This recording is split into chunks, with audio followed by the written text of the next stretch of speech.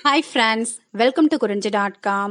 கோதுமை மாவும் வாழைப்பழமும் சேர்த்து குழந்தைங்களுக்குலாம் ரொம்ப பிடிச்ச இந்த ஸ்வீட் பால் ரெசிபி இன்னைக்கு எப்படி செய்யறதுன்னு பார்க்கலாங்க. ஃபர்ஸ்ட் அதுக்கு அரை கப் அளவுக்கு சர்க்கரையை ஒரு மிக்சி ஜாரில் சேர்த்து நல்லா பவுடர் பண்ணி எடுத்துக்கலாம். இதில் நீங்கள் சர்க்கரைக்கு பதிலாக வெல்லம் அல்லது நாட்டு சர்க்கரை கூட சேர்த்துக்கலாம். இப்போ இந்த அளவுக்கு பவுடர் பண்ணிட்டு இதில் ஒரு வாழைப்பழத்தை எடுத்து கட் பண்ணி இந்த மிக்சியிலே சேர்த்து இதை அரைச்சி எடுத்துக்கலாம்.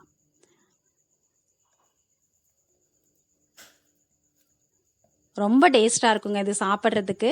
இதில் நம்ம வாழைப்பழம், தேங்காய் இதெல்லாம் சேர்த்து செய்யறதுனால, அதுவும் நம்ம கோதுமை மாவு சேர்த்து இன்னைக்கு இந்த ஸ்வீட் பால் ரெசிபியை பண்ண போகிறோம். ரொம்ப ஹெல்தியானதும் கூட.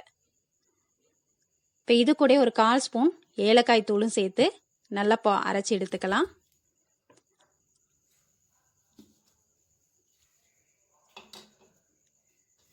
இப்போ இதை நம்ம ஒரு பவுலுக்கு மாற்றிட்டு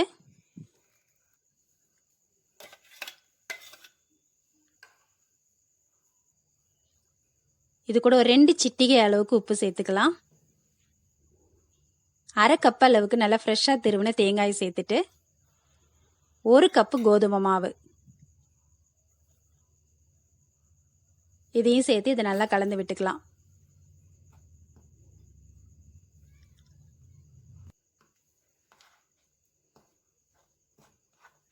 இந்த 1 கப்பு கோதுமை மாவுக்கு அரை கப் அளவுக்கு சர்க்கரை சேர்க்கும் போது இனிப்பு கரெக்டாக இருக்குங்க. இப்போ இது இந்த அளவுக்கு திக்காக இருக்கிறதுனால இது கூட ஒரு 1/4 கப்பு பால் சேர்த்து இந்த பதத்துக்கு நம்ம கரைச்சி எடுத்துக்கலாம். இப்போ இது கூட ஒரு சிட்டிகை அளவுக்கு மட்டும் ஆப்ப சோடா சேர்த்துருக்கேன். இது சேர்க்கும் போது நம்மளோட அந்த ஸ்வீட் பால்ஸ் பார்த்தீங்கன்னா நல்லா பன்னு மாதிரி வரும். அப்படி நம்ம இதை சேர்க்காம போட்டோம்னா கொஞ்சம் அழுத்தமாக இருக்கும், அவ்வளோதான் வித்தியாசம். உங்களுக்கு இது தேவையில்லைன்னா நீங்கள் இதை அவாய்ட் பண்ணிக்கலாம்.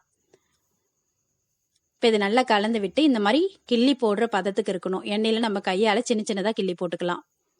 இப்போ எண்ணெய் நல்லா சூடாக இருக்குது. இதில் இந்த மாதிரி சின்ன சின்னதாகவே கிள்ளி போடும்போது இது அழகாக பந்து மாதிரி வரும். இது வெந்து எடுக்கும்போது ரொம்ப ரொம்ப ஈஸிங்க. இது செய்யறதுக்கு ஒரு 5 நிமிஷமே அதிகம். நம்ம எல்லாம் ரெடி பண்ணி வச்சிட்டோம்னா ரொம்ப சீக்கிரத்தில் இந்த ரெசிபி நம்ம பண்ணி கொடுத்துடலாம்.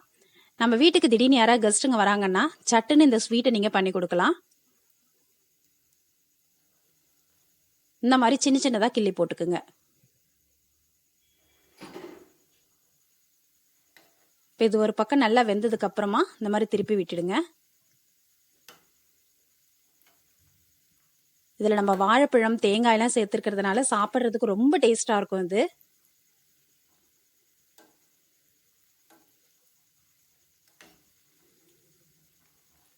இந்த மாதிரி எல்லா பக்கமும் ஒரே ஈவனாக நல்ல ஒரு பொன்னிறம் வர வரைக்கும் இந்த மாதிரி திருப்பி திருப்பி விட்டு வேக வைக்கும் போது எல்லா பக்கமும் ஒரே ஈவனாக வெந்துடும்.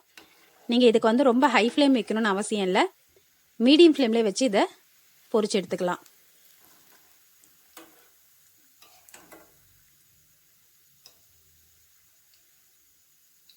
இப்போ இது எல்லா பக்கமும் நல்லா வெந்து ஒரு கோல்டன் கலர் வந்துடுச்சு. இப்போ நம்ம இதை வடிகட்டிட்டு எடுத்துடலாம். இது கொஞ்சம் கூட எண்ணெயும் இழுக்காதுங்க.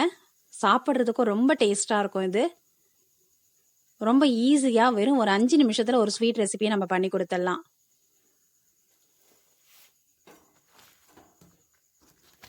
பார்க்கவே நல்ல ஒரு கோல்டன் கலரில் நம்மளோட ஸ்வீட் பால்ஸ் எல்லாம் ரெடி ஆயிடுச்சு. இப்போ இந்த மாதிரி நல்லா எண்ணெயை வடிகட்டிட்டு எடுத்துடலாம்.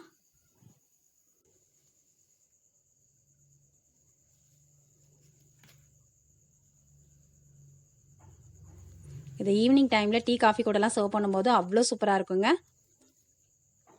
உங்களுக்கு பிடிச்சிருந்தா லைக் பண்ணுங்கள், ஷேர் பண்ணுங்கள், சப்ஸ்கிரைப் பண்ணுங்கள்.